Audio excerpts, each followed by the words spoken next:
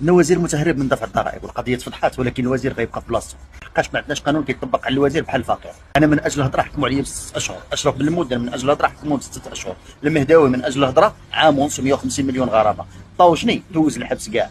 الوزير عنده تهرب ضريبي غيبقى في بلاصتو وما غيخلصش كاع، حقاش وقع عليه فار علينا راسنا بالنزاهه، ما غيخرجش ليه المراجعه الضريبيه، غيخرجها غير للمقاولات الصغيره، وجمعيات حمايه المال العام ما غيخليوهاش ترفع عليه الهواء. وباش تعرف ان القانون داروه غير على المسكين، غتعرفوا انه سنه 2014 تمت اقاله وزير في حكومه فالس بفرنسا حقاش تعطل في دفع الضرائب، وفي سنه 2023 وزير الماليه في اليابان استقال حقاش كان عنده تاخر متكرر في دفع الضرائب، وسنه 2018 وزير الثقافه الاسباني تقدم بالاستقاله بعد ما قالت مديريه الضرائب انه كيتعطل في سداد الضرائب، وفي 2023 تمت اقاله وزير الماليه البريطاني حقاش كان عنده خلاف وغرامات تاخر مع اداره الضرائب. تخيلوا هاد الدول والله ما عندهم تهرب، راه عندهم غير تاخر، وديريكت وقعت الاقاله.